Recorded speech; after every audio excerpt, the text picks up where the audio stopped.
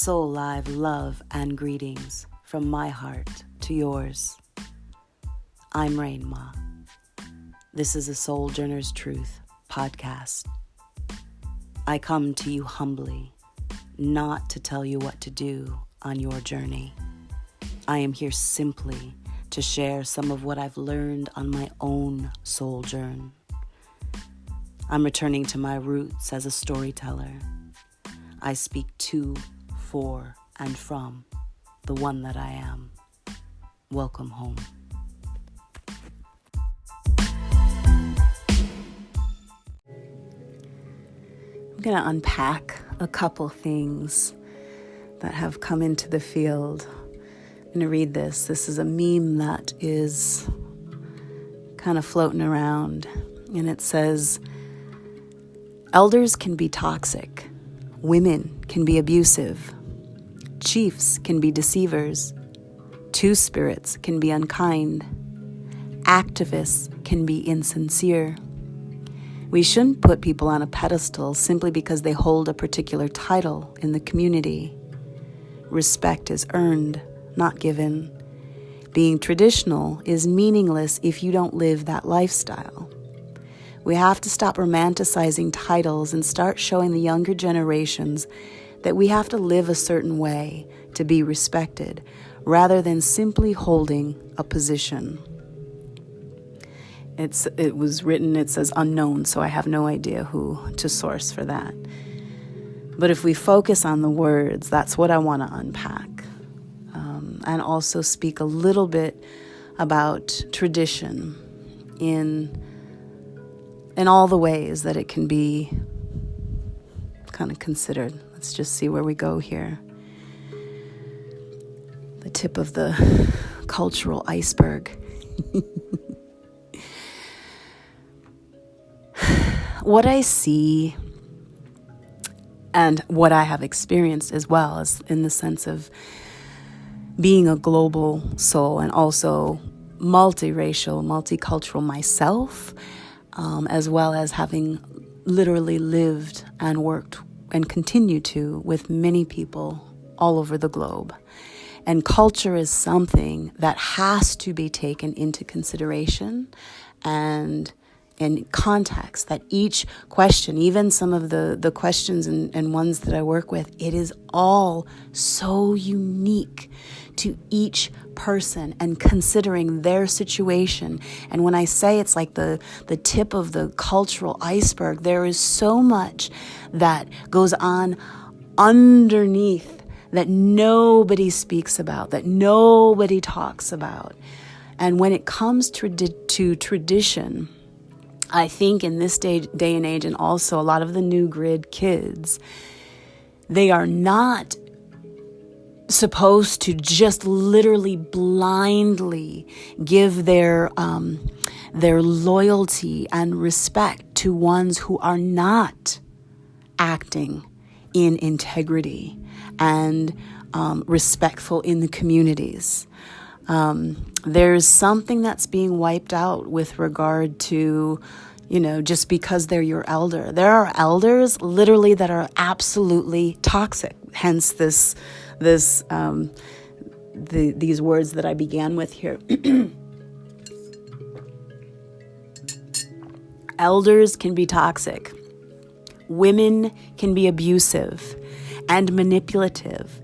Chiefs can be deceivers. Two spirits can be unkind. Activists can be insincere. I'm going to add to that, I've worked with many, many midwives and ones who were at the hands of midwives who were completely misusing power out of their integrity.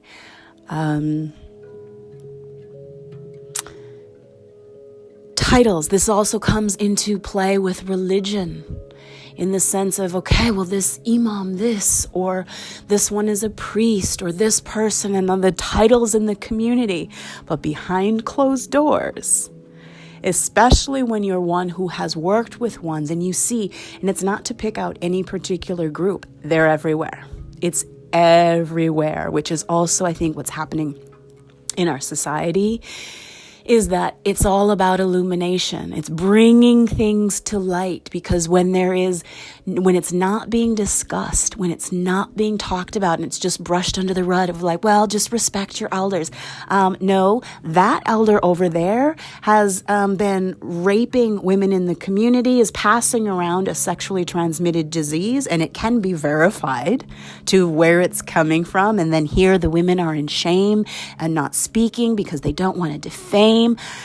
That, to me, especially when it comes to tradition and it's peer pressure or shame coming from dead people, don't bring shame upon the family. Let's just keep it quiet. And then as a result, there are mothers, there are women who are then complicit. They are participating because of trying to protect. And these are the things that I'm saying the new grid kids and just in general, not having it. There is no loyalty as it pertains to protecting ones who are out of integrity, right? So, I think where I'm going to go with this, which is where, again, I'm not even also trying to come from a place of like nailing people to the cross.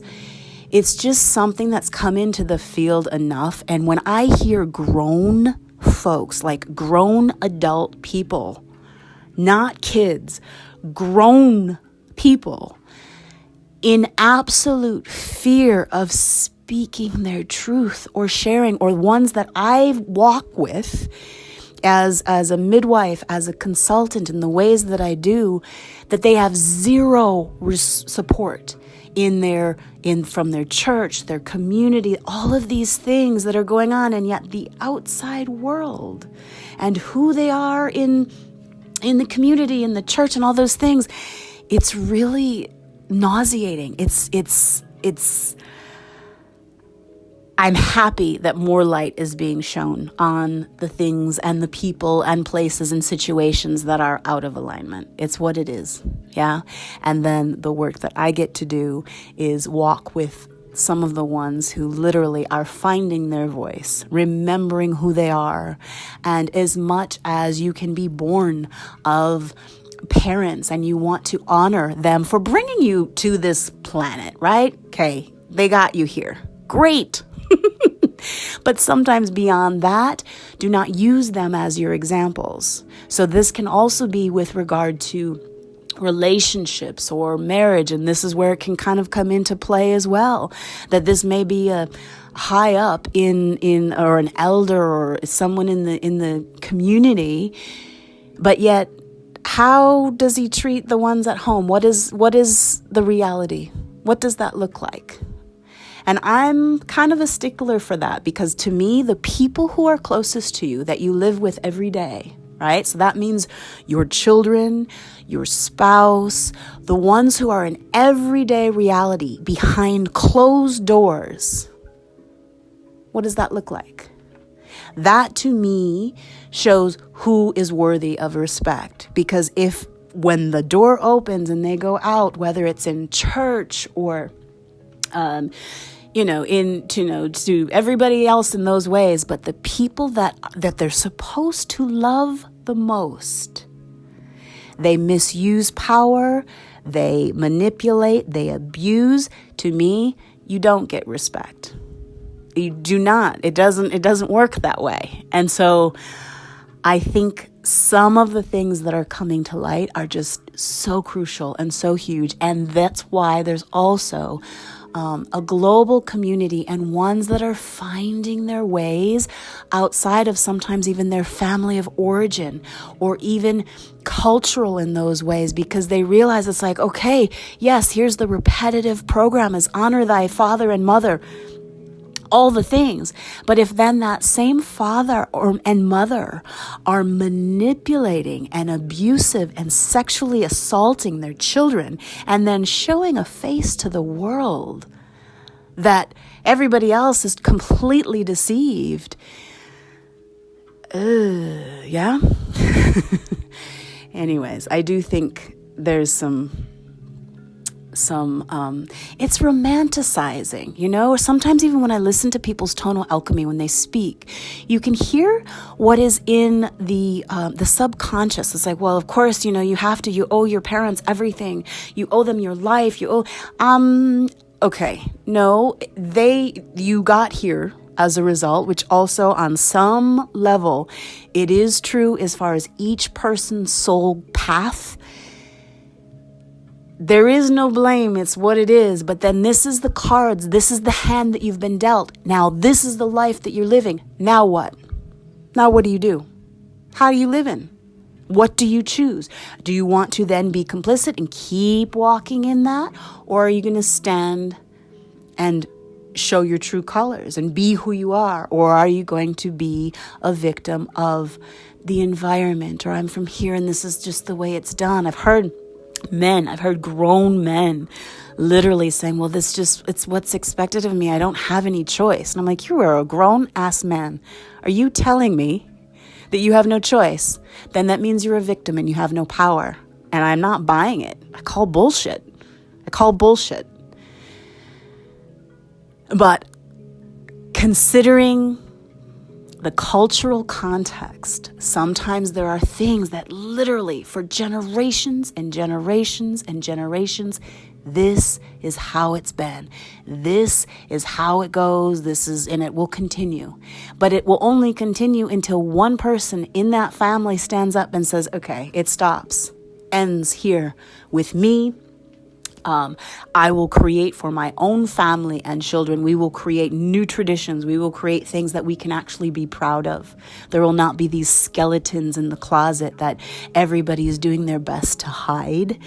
Because again, you want to say and pay homage. Okay, but we respect our elders and we do all of this. But if then you are then cursing your future children, you are responsible for that. Each generation brings in and they get to choose what is the legacy that their children will inherit. And so they're not powerless. You do have a choice, but it takes courage. And I speak to this because there are a lot of women and mothers who have they have cast roots in a way on their children. Yeah, which probably sounds harsh. Because casting roots is casting a curse or a spell, but it is a curse if you are actually cutting their legs off, if you are actually putting them in a position where they never can mature, come into their full adulthood, be able to, especially if they made them from a very young age, the man of the house and the protector, and then all of the things that they hated about, say, their first husband or all their sufferings and things that they have against the masculine, then there is this twisted, manipulative hold that they have on their sons, and they almost kind of try to mold them in a way to be the man for them, which then, especially working with women who then have been on the other side, where then they married into a family where that kind of manipulation was going on. Whereas the mother being the matriarch, the head in a way, but in a way that is manipulative and controlling and domineering, and petty to the degree that the woman will do no right in her eyes, because she wants to be considered number one. So again, I'm going to say that's kind of, it's cultural in a way that it's conditioning, it's trained, but it's fucked up. It's absolutely wrong. And then it never really allows her son to grow into an adult. And then there's resentments and there's all kinds of things. And I have seen it in ones that I have worked with. I have witnessed men who literally, their only way to deal with that, especially if it's not going to be confronted, because then that's where then the distortions come forth, right? Then they use women in different ways. They are porn addicted, seeing prostitutes, and they have a total blatant disrespect for women, even to the extent of having these distortions and rape and different things, but yet will still show up and show the face that here's this, and I'm the provider, and I'm doing this, but behind closed doors, all of it stems from cultural conditioning and manipulation and a wound that was passed down from the feminine. Yeah. And I will say also, I can say probably the masculine, but in this case, I'm talking about the statement that women can be abusive, because I think it's not just women who are battering their husbands, because that can happen too, right? But manipulative in ways that some people would never even understand, especially if you've never had that experience or if you don't have that kind of relationship. And I've worked with ones who literally felt imprisoned by the person that they chose to marry, because they're like, well, I had no idea that the family was going to be as toxic as they are. I had no idea that the mother-in-law would actually be plotting against me, or the kids, just like really gross things that can be pretty common, considering, I don't know, in the realms that have come into my field, at least.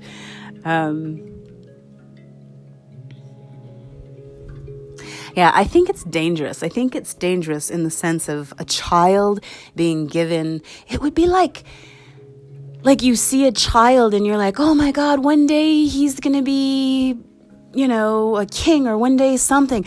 But while he is still a child, he needs guidance and needs other things. You don't put anybody in a position of power. And I've seen that also, where there were things that the mother, in part of the seeding and part of the manipulation, that she allowed, like he could do no wrong in her eyes, because she knew he was the breadwinner. She knew he's the one that is going to then provide for the entire family. Yeah. Which I just think is an awful heavy burden. And I have seen ones who also, because of taking that burden and saying, but this is just how it is, it's my role, it is what it is, that they became addicted to gambling, different forms, different addictions and things that literally they're sinking under the weight of the manipulation. And yet in their eyes, their mother is just the holiest of holy and can do no wrong. And culturally, and because of tradition, I can never repay my mother. It's really gross. I think it's really sick because it sets them up to fail, and that is not love. So hence the statement of elders can be toxic, women can be abusive, chiefs can be deceivers, two spirits can be unkind, activists can be insecure. We shouldn't put people on a pedestal simply because they hold a particular title in the community. And that also can be mother or father.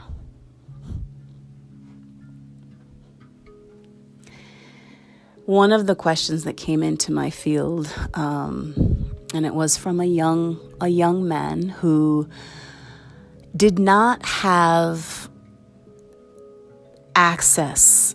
He was asking, literally just wanted my 2 cents with regard to some relationship things. And now, first of all, I will always say, I have not been married. My path has been as a shamanic priestess, a mother, and a traditional midwife. So marriage for me has not been a part of my field. So I wouldn't say, I just say consider the source, right? So there are ones easily that I'd refer to that it's like, if you're going to take advice, really, it's good to go for ones who have say, a marriage or relationship that you really respect. You can see it. You can see their level of embodiment, their truth. And at the same time, I still, because I will speak in a way also that if my son asked me a question, I'm going to speak, I'll share.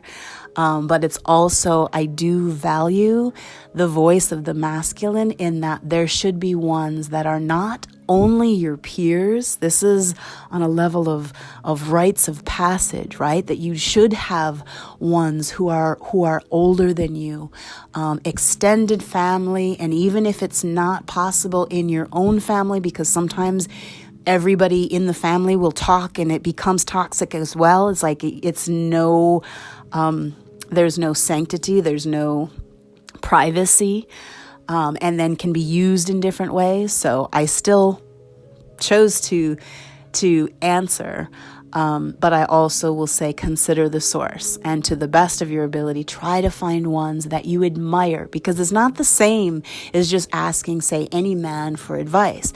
Is it a man that you actually respect? Not just, are they making a bunch of money? What is their role in the community?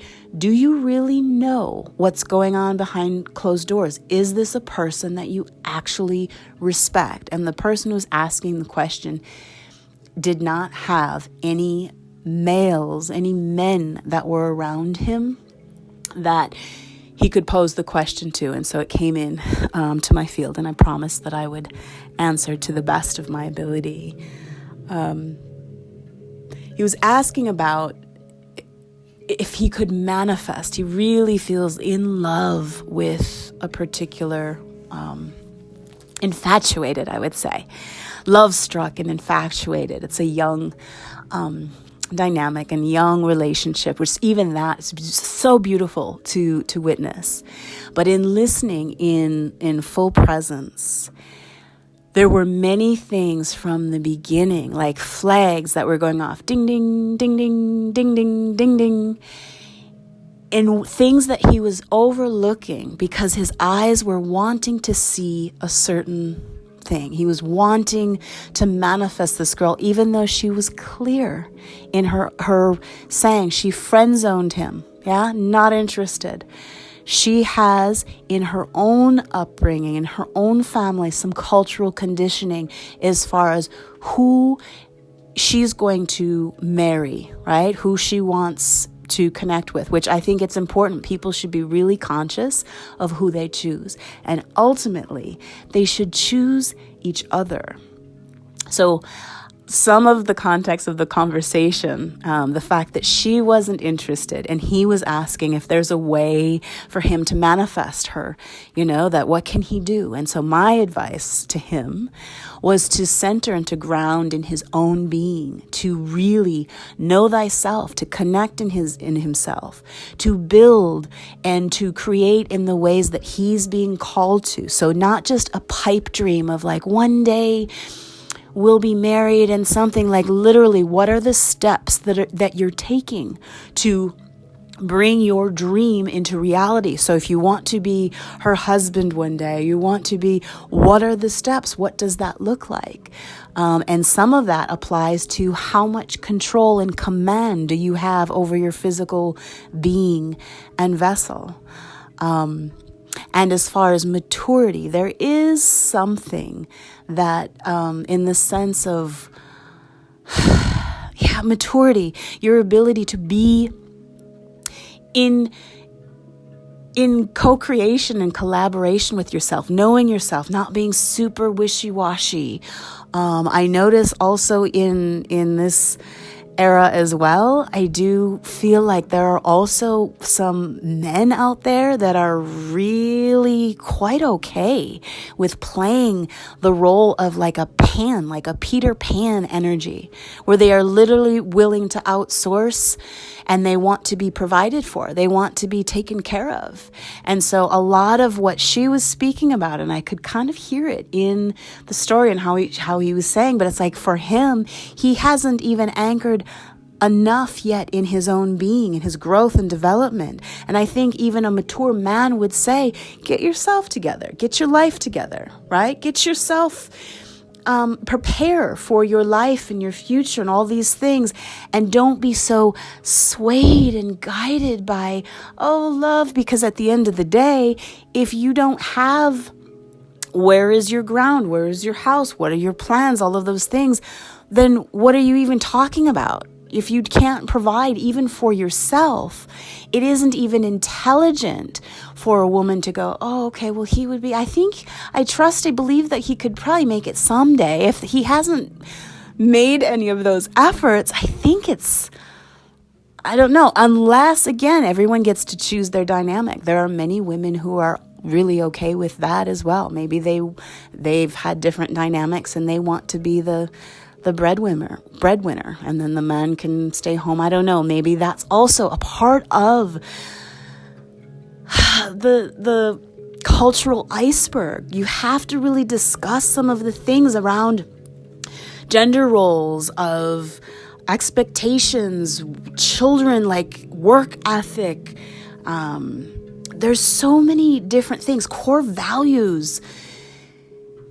It's important to have those kind of conversations. So a lot of what was coming up in the conversation just seemed literally like this young love, infatuated, but unrequited love, as in she quickly put him in the friend zone. She was clear that she was not interested. And was clear, because even some of the things, this is where, again, my ear as a woman, as listening, she was kind of hiding some phone calls. They were still friends, and she was keeping him around. But at the end of the day, unrequited love is also a huge heartbreak, in the sense that he's accepting a friendship because he just, would really, maybe he'll win her over one day. And I said, the way that you could actually win her over, if it is possible, if you are meant to, right? If that is in the highest and best good for all, it would be to get your life, get yourself together, and then see what you have and what you bring to the table. And see that by the time that happens, when you're focusing on the things, what you bring to the table, you're studying, you're growing, evolving in yourself, in your own spirituality, who you be, your friendships, hobbies, things. How do you spend your time? Because the one who's just overly like head over heels and just can't see straight is not really a solid choice. That would be like a risk where you look at it and go, well, I don't know. Because emotions in those ways can shift. So I think there's got to be a balance between the head and the heart. And physically, this is where too, I think also in this day and age as well, I think there's a lot of things as far as rites of passage and things that aren't really happening for men to be able to kind of come into their own in ways, because it is happening. You do see it in our world, and you see that women are doing the things they're doing. I also think the feminist movement has gotten way out of hand and out of hand in ways that are also toxic and not really balanced. And that also, I've seen that, where ones then, because of their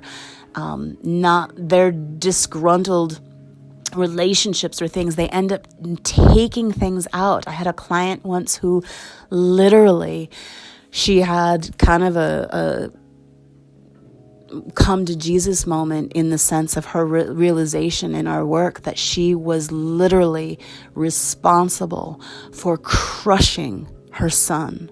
She was literally, it's like taking a machete to his legs constantly and cutting him because of her choices that she made with regard to the men in her life.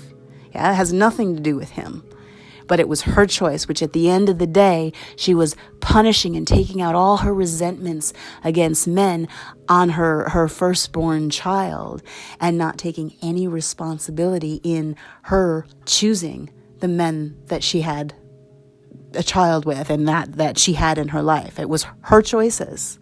So again, you can't really just push blame. And I think when you're also taking into consideration that the next generation, the new grid kids, the ones that are, that people are complaining about and saying, well, they don't know how to do anything, well, a lot of it is also happening because they have parents that are not looking at their highest and best good, and they're not healing some of their ancestral wounds and some of their own pains, and then it just gets passed on.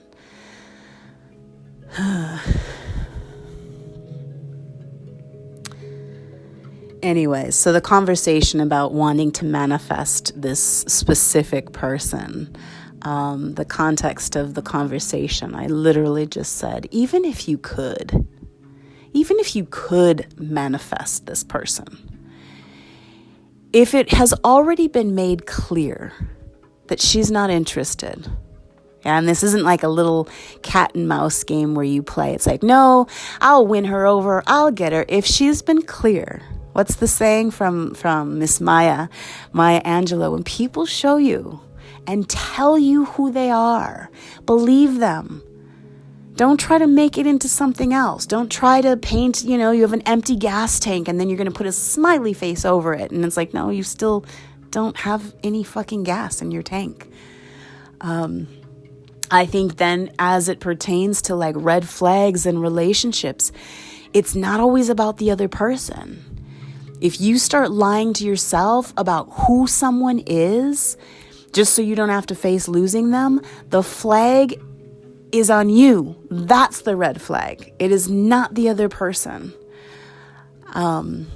And I would say just as a feminine woman, so a person, anybody really, who's in their integrity and that they're not easily swayed. Like, okay, so then who are you in your friends, in your groups? Is it consistent? Is the face that you show when you're around your friends the same as how you are in the house? Is it, are you able to be? And this is where, again, sometimes considering cultural context, and it comes into my field all the time because there's not safe spaces, not always safe spaces for ones from different cultures in those ways to have that open conversation with their parents, because that just doesn't happen. They don't. It's about what your grades, school, there's a lot of criticism, there's a lot of different things. And then ultimately they end up stunting their children because the ones that you want them to listen to you, but yet you have no respect also for them. It does go both ways. This is also, I don't know, and maybe it won't be a popular opinion, but I think like even as far as respect goes, you feel like, okay, but I'm the elder, I don't have to respect you. That wouldn't even work in any world in any way. You can't just walk around and disrespect people and then expect that you will get respect. But people are doing it all the time in their homes and in their households. They're abusing their children. They're being disrespectful. They're disregarding them.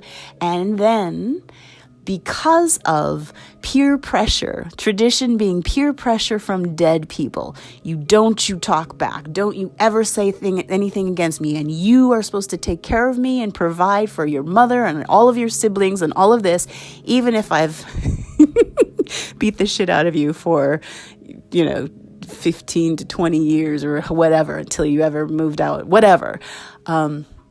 I don't know. I think there's a rude awakening, and I think we're also seeing a little bit in our world a result of some of that. And this is where I think that a lot of the new grade kids coming in are really conscious about who they're choosing and the families that they're coming into, and also the ones, even if you come from specific family lineages, they're the ones who are going to be the cycle breakers. They're going to be the ones that say, nope. Okay, this ends. And sometimes they're choosing not to have children. That's also something that is like, okay, it's just a given. Our family, we always, the more children, your children are your wealth. Your children are your wealth. The reality is you're supposed to be passing on generational wealth to your children. It is not supposed to be the other way around, where your child at age 9 is considered to be the man of the house and then is eventually kind of being pushed in directions where he's got to be the provider. And it's happening constantly. There's so many things that are flawed about that because it's just not realistic. So this is where part of the shift that's happening. You are meant to be leaving the wealth and education and things in ways, passing it on to your children. And then also holding the space and allowing them to find the visions that in the past that they're meant to step into. And sometimes those elders and the ones that they get their information from, to grow and excel is not going to come from their family of origin, because they don't have it. They aren't role models as it pertains to relationships. They are not role models with regard to how they treat their children, their spouses, even if there's food on the table and a paycheck. If there's things that are totally out of alignment, then those same children have to spend a lot of time in their adult years while they're supposed to be, adding to society in whatever ways that they were called to be here, that they're having to do generational stuff. Yeah.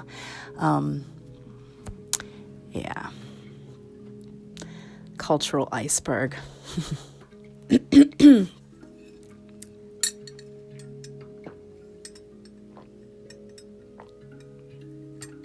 Here's another one. There was a woman who asked, and this is actually a common question that comes to me a lot, and it's not I may have had some ancestors and they know how to do the things, but I have also been a cycle breaker in my own lineage as well, that there are certain things we just don't do. It's out of alignment with the law of one. But there was a woman, a mother, who asked if I would cast roots, or not cast roots. Yeah, because she didn't. She was one of those mothers who was being manipulative in a way that she wanted to control who her daughter was marrying. She wanted to control the bloodline. She didn't like the family that he was from, and just in different ways. And I remember she asked, she said, "I know you can do it." And I said, probably could, but I want nothing to do with it, and I won't. And for the ones that are practicing and working in those ways that are out of alignment, in trying to manipulate and try to cast a love spell, it won't work for any extended period of time. And by dabbling and doing things that you have no business stepping into in any way, shape, or form, you only curse your family lineage. So for the ones that are asking that, and there's comments all the time, and it's like, can you cast roots on someone? I'm really in love with this person. Can you get them? Do you have any tips for me to? All of that is just, it's not necessary. And I think at the end of the day, even if you could either manifest someone or push somebody away, it will only come back and affect you negatively. So I really don't recommend, and that can be culture as well.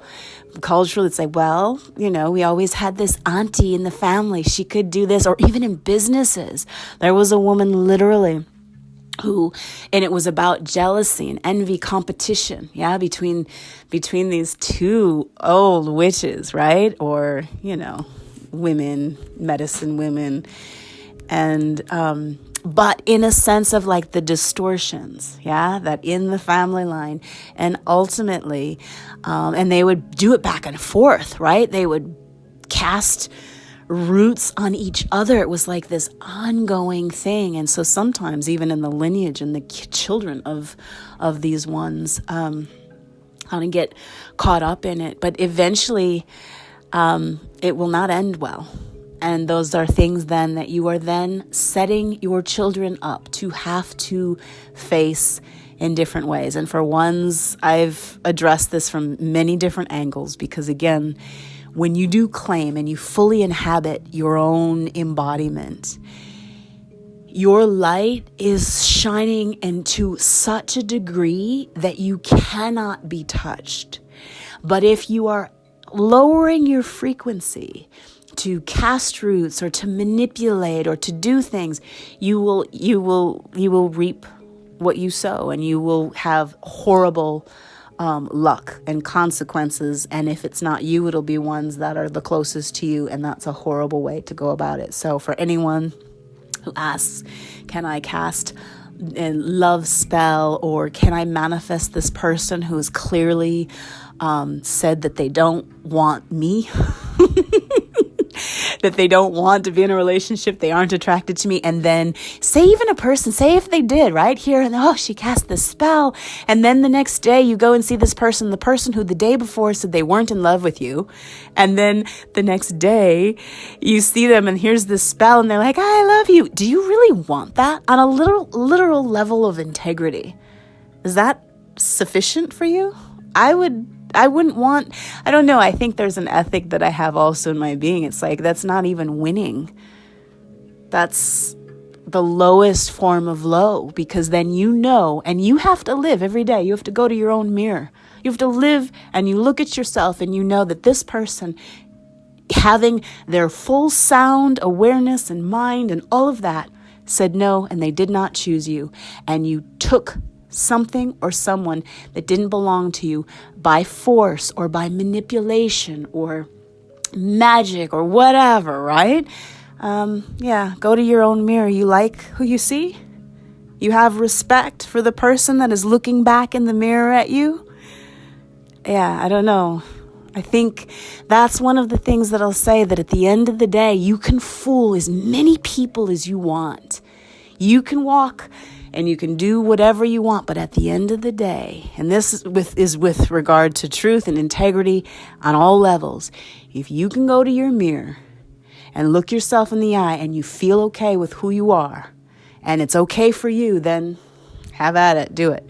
But the ones who are working with and for the power and the law of one won't have anything to do with it. And it's just a, little warning that even if it's possible to pay someone to cast roots or to conjure a love spell, you can conjure and you can make yourself, in the sense of like, cultivate your love energy, cultivate your vibration in a way where it just makes you attractive in certain ways, which also is part of knowing thyself, developing yourself, being able to stand true and fast in your own truth and integrity. That's sexy. That's attractive, but that's something that you would actually build and hone and work from the inside out. Inside, then outside. So again, if you feel you need to have someone or have manipulate in some way, even if you can get, as soon as that spell goes away or the person somehow activates and remembers their own sovereign power, that'll wear off. And then you're going to have to be indebted to I don't even know what they call them, but they exist everywhere. You can have all kinds of spells, yeah? I don't know, it'll come back on you. And so I just think it's not worth it. And for anyone who's asking me those things, it's not my work. Anyways, but you can't take people's lessons from them. Everyone's got to live their way into it.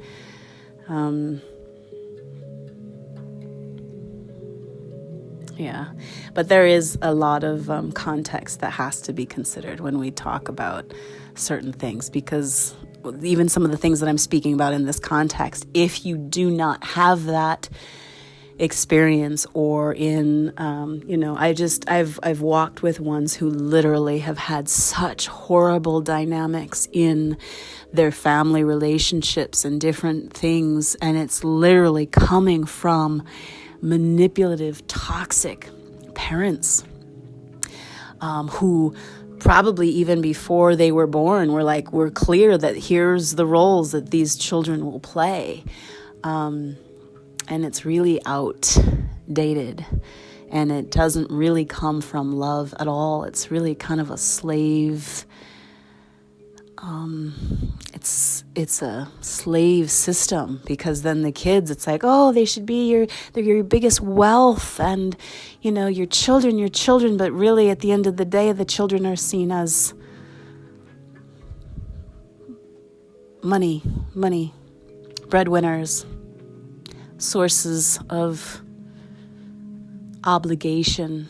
And it's sad because I also see, as a result of that, I see many grown men and women completely disheveled and heartbroken in ways. And that also comes to, context. I had a woman that I walked with who's living in Australia and was sent home, lied to by her family, but sent to her country of origin, which she moved from, I think, when she was probably 7 or 8, and then sent back by her family saying, "Oh, you're just going for vacation." And then she was circumcised.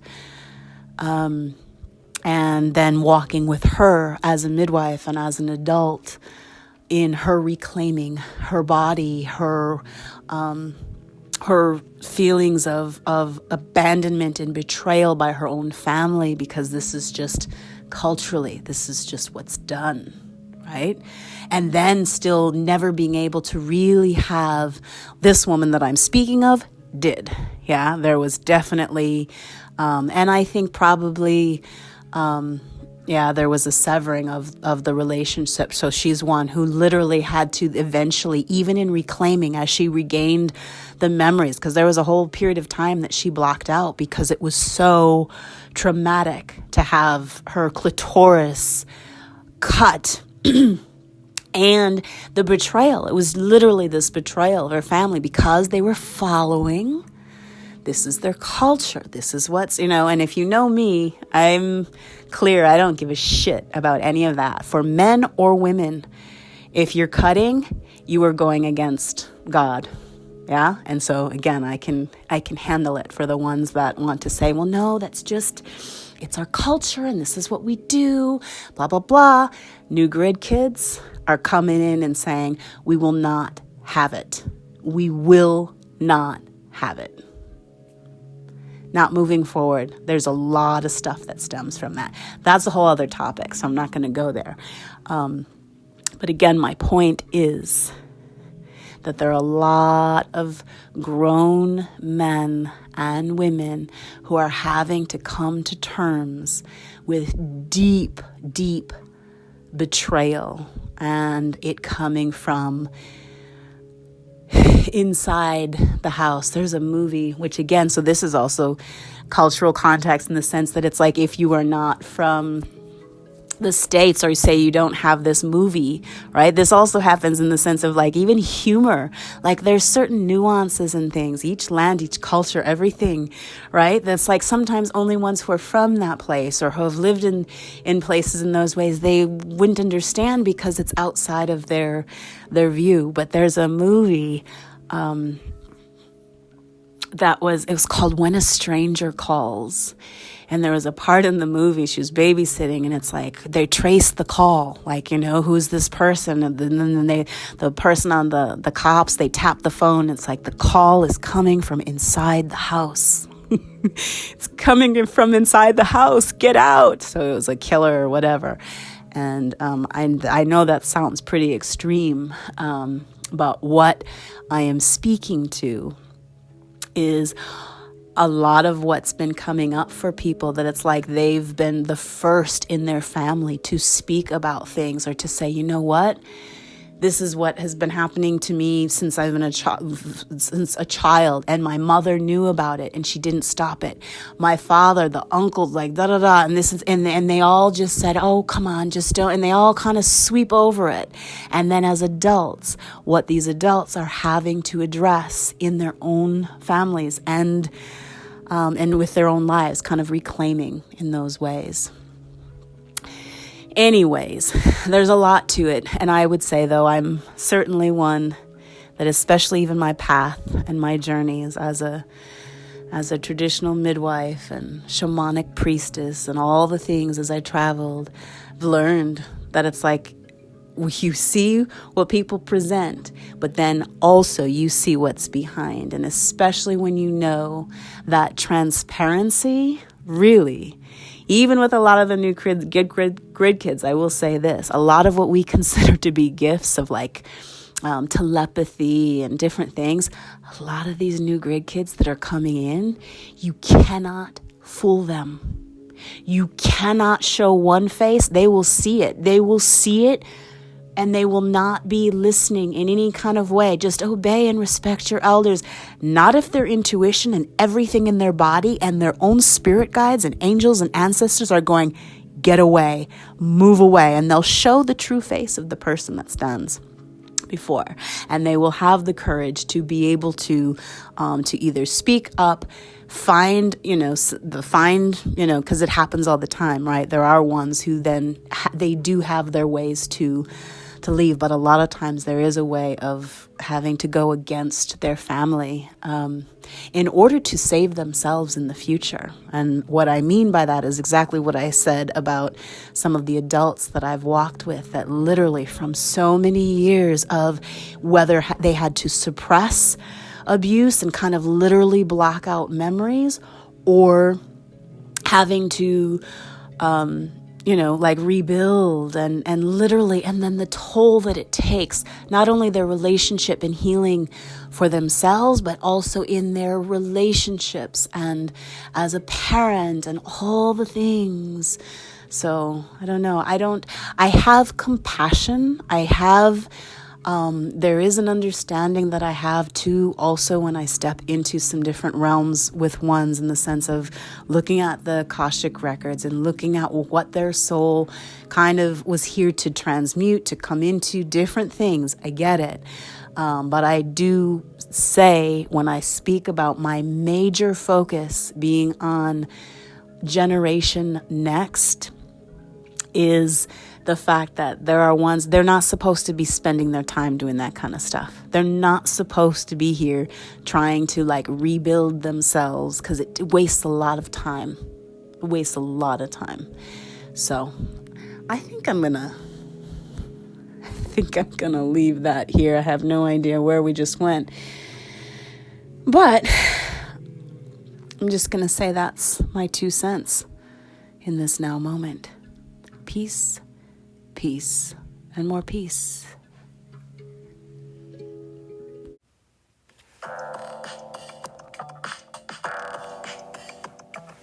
Okay, let me ask you this. Let me ask you both this.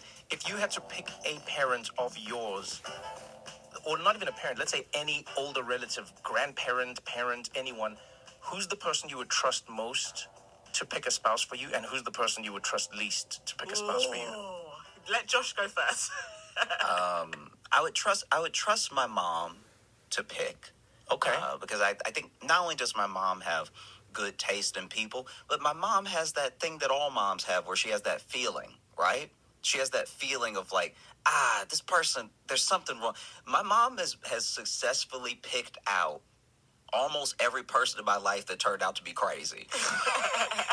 My mom, I would be, because my mom is sweet, so a lot of people don't think that my mom doesn't think anybody else is sweet. So then with me, I'll be talking to somebody, just even casually as a friend, you know what I mean? And my mom will meet them, and she'll be like, watch him.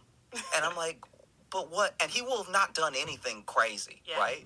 And then sure enough, 6 months later, he'll be crazy, or he'll be on drugs or something. So my mom's got good intuition. And then I think the least I would say my uncle. My uncle, if he picked someone for me, they would be my demise. My uncle would manage to pick someone, be like, no, she good. She got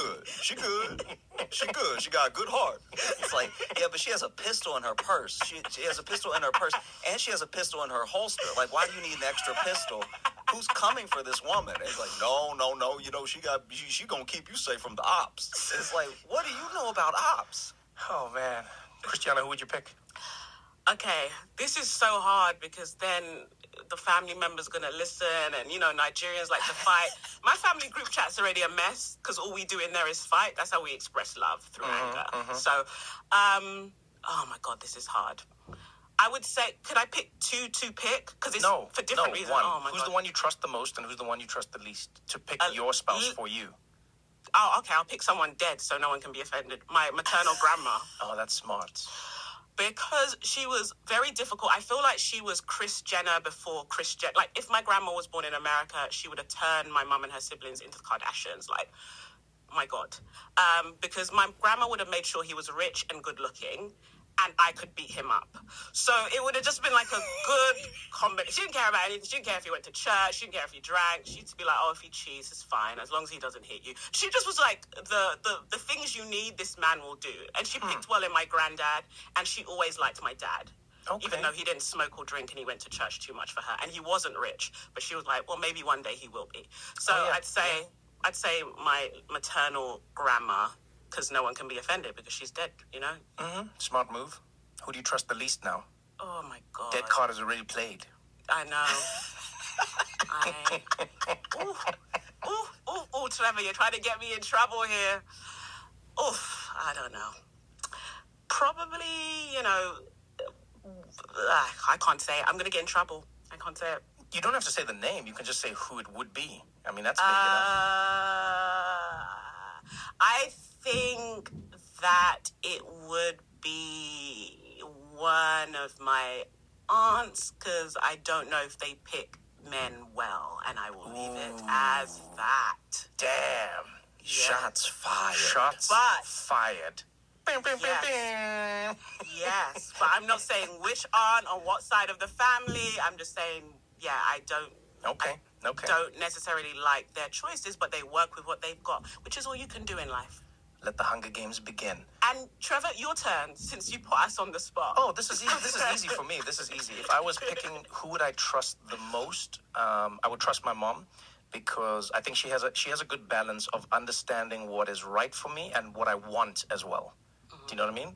So, like a simple example, when I was in South Africa, I had jet lag, and then I had a whole bunch of things I had to do, meetings, etc. And I was supposed to see her, and then I texted her and I said, "Hey, I'm really busy, but I'm going to try and rush to." And she texted me one sentence that settled my heart. She said, "Relax, baby. I'm always here. Sometimes the world needs you more." And I was like, "Oh, this woman knows me." Do you know what I mean? She just knows me. So I was like, she would pick well, and also, like, my mom always appreciated a woman's body. Like, you know, she would always, like, when a woman would walk past, sometimes she would be like, must be jelly because jam don't jump like that. And I remember I was like 5 years old, and I didn't know what that meant, because I like jelly and I like jam, and I didn't know where she was seeing these things, but she would just say that. She would always compliment women on when they, like, carried themselves and looked beautiful, and my mom was always proud of that. So I would choose my mom for that. Who would I trust the least would probably be my uncle. Yeah, Josh, I'm very similar to you. I'll probably, uncles, hey, man. Whew, yeah, no. Especially uncles that are not dads. Yeah. He the world's uncle. He's just uncle. He's a professional uncle. Yeah, no. Uncle would be the same thing. My uncle, I feel like, would just be like, "Trevor, what about this one?" And you'd be like, "Okay, why did you pick her?" Then she was like, "She was here." Like, yeah, that's not a choice. That's not a, that's not how it works. So, okay, all right. I'll see. So what we need to do